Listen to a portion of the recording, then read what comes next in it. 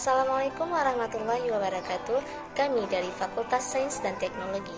Nah, pada kesempatan kali ini kami akan membahas tentang konservasi dalam pandangan Islam yang beranggotakan saya sendiri Surahmi dan rekan saya Sinta Suri Sularsi dan Siti Maisara Mufizah.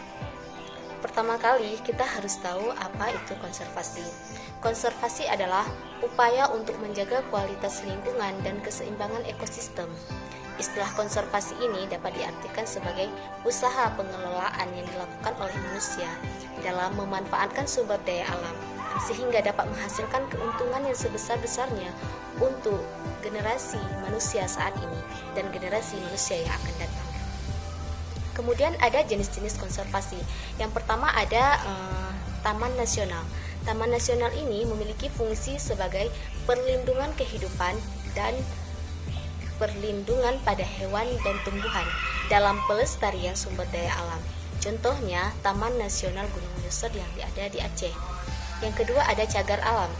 Cagar alam adalah sebuah kawasan perlindungan alam yang memiliki ciri khas, yakni tumbuhan dan hewan yang perkembangannya diserahkan pada alam. Contohnya cagar alam Rafflesia yang ada di Bengkulu. Yang ketiga ada taman laut. Taman laut adalah sebuah wilayah lautan yang mempunyai ciri khas yang berupa keindahan alam yang diperuntukkan untuk melindungi keanekaragaman hayati yang ada di lautan. Contohnya yaitu Taman Laut Bunaken yang ada di Sulawesi Utara. Kemudian yang keempat ada kebun raya.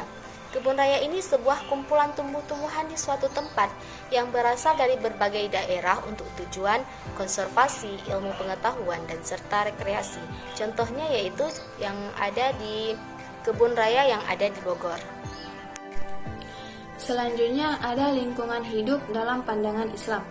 Lingkungan hidup adalah sistem yang merupakan kesatuan ruang dengan semua benda, daya, keadaan, dan pembuatan hidup, termasuk di dalamnya manusia, dan perilaku yang mempengaruhi kelangsungan kehidupan dan kesejahteraan manusia, juga bentuk hidup lainnya. Sebagaimana Allah telah berfirman dalam surat Al-Baqarah ayat 164, yang artinya, sesungguhnya dalam pertemuan langit dan bumi, silih bergantinya siang dan malam, bahtera yang berlayar di laut membawa apa yang berguna bagi manusia, dan apa yang Allah turunkan dari langit berbentuk air, lalu dengan udara itu dia hidupkan bumi sampai mati atau keringnya, dan dia sebarkan di bumi itu semua jenis hewan, dan pengisaran angin dan awan yang dikendalikan antara langit dan bumi. Sesungguhnya ada tanda-tanda keesaan dan kebesaran Allah. Selanjutnya ada kerusakan alam dalam pandangan Islam. Dalam surat Ar-Rum ayat 41, kita diperingatkan tentang adanya kerusakan lingkungan hidup yang terjadi di daratan dan di lautan. Sebagaimana artinya, telah nampak kerusakan di darat dan di laut, disebabkan karena perbuatan tangan manusia, supaya Allah merasakan kepada mereka sebagian dari perbuatan mereka, agar mereka kembali ke jalan yang benar. Selanjutnya ada konservasi dalam pandangan Islam. Sejak zaman Nabi Muhammad SAW, Islam telah mengenal konsep hima, yaitu sebuah zona tertentu untuk konservasi alam.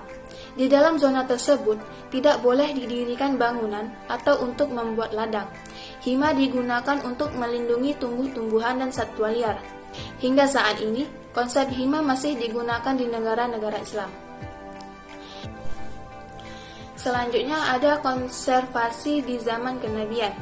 Konservasi atau pelestarian alam yang dilakukan di zaman Rasulullah SAW, meskipun istilahnya bukan konservasi, namun prinsip, semangat, dan praktek konservasi telah dilakukan oleh Rasulullah SAW dan sahabatnya melalui hima atau kawasan lindung, al-harim atau kawasan larangan, dan ihya al-mawad atau menghidup lahan yang terlantar, serta pemenuhan hak-hak kehidupan liar, baik satwa maupun tumbuhan.